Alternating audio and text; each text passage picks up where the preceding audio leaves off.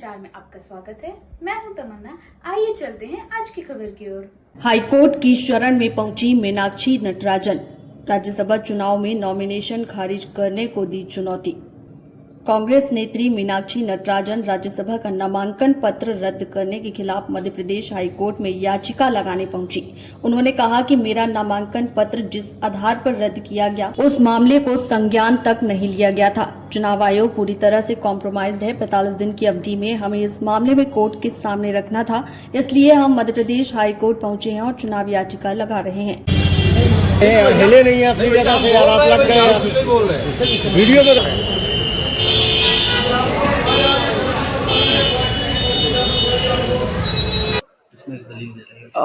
नहीं, दलीलों के बारे में तो अभी बोलना ठीक नहीं है, लेकिन ये बहुत स्पष्ट तौर पर बात है कि चुनाव आयोग कॉम्प्रोमाइज्ड है।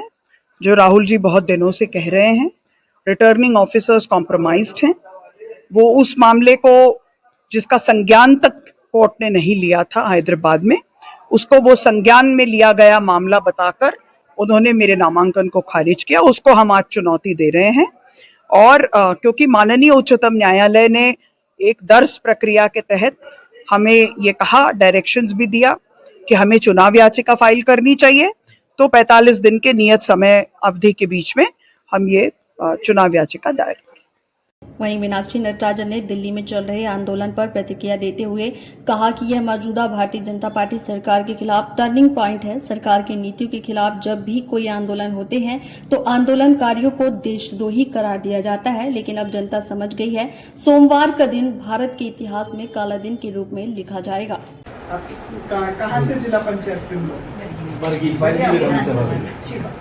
देखिए, जिस तरह से पुलिस ने व्यवहार किया है, चुनी हुई सरकार एक लोकतंत्र में अपनी ही सरकार के सामने आंदोलन करने वाले वाजिब मामले पर अहिंसात्मक ढंग से लोकतांत्रिक तरीके से संविधान के दायरे में रहते हुए आंदोलन करने वाले युवाओं और छात्रों की जिस तरह से बर्बरतापूर्ण पुलिस लाठीचार्ज की पिटाई हुई है, आंसू गैस के गोले छोड़े गए हैं, इससे ज्यादा निंदनीय कोई और काम नहीं हो सकता। मुझे लगता है कि भारत के लोकतंत्र के इतिहास में कल का दिन एक काले दिन के तौर पे अंकित होगा। और ये हम सब लोगों के लिए, जो सब लोकतंत्र में विश्वास करते हैं, जो बाबा साहेब के बनाए संविधान पे विश्वास करते हैं, ये हम सब के लिए एक तरह का कल का जो दिन था वो सबक था। हमारे स्टूडेंट्स के ऊपर, जो हमारा भविष्य ही नहीं हमारा वर्तमान भी है, उनके साथ ये जो पुलिस की ज्यादती हुई, किसके इशारे पे हुई, किसके पास आज होम मिनिस्ट्री है, हम सब जानते हैं। और फिर उनको टेररिस्ट करार देना, जो हमेशा से हर आंदोलनकारी को वो करार देते आए हैं। सोनम वांगचुक जी को उनकी मर्जी के खिलाफ उठाकर ले जाना, फिर उनके चॉइस के अस्पताल तक में जाने नहीं देना, ये सब क्या दर्शाता है। साथ में मैं उन वीर हमारे युवा साथियों पर फख्र करती हूँ और ये भी कहना चाहती हूँ कि कल उन्होंने जिस तरह से कहा कि आप चाहें तो हमें मार लें, उन्होंने हम सबकी अंतरात्मा को झकझोरा है।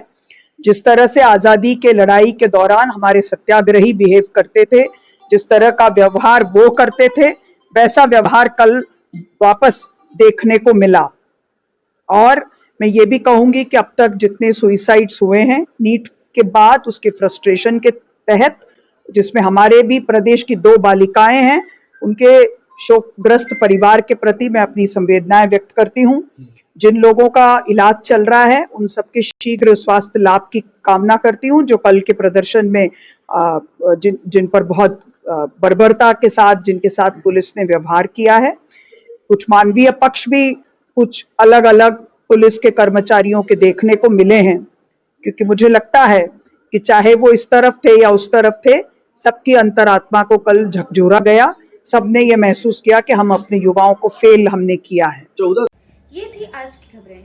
हमारे चैनल से जुड़े रहने के लिए इसे लाइक करें, सब्सक्राइब करें और बेल आइकन दबाना ना भूलें। आप देख रहे हैं जनता के लिए, जनता की आवाज, जनता समाचार। अन्य खबरों के लिए हमारा चैनल सब्सक्राइब करें।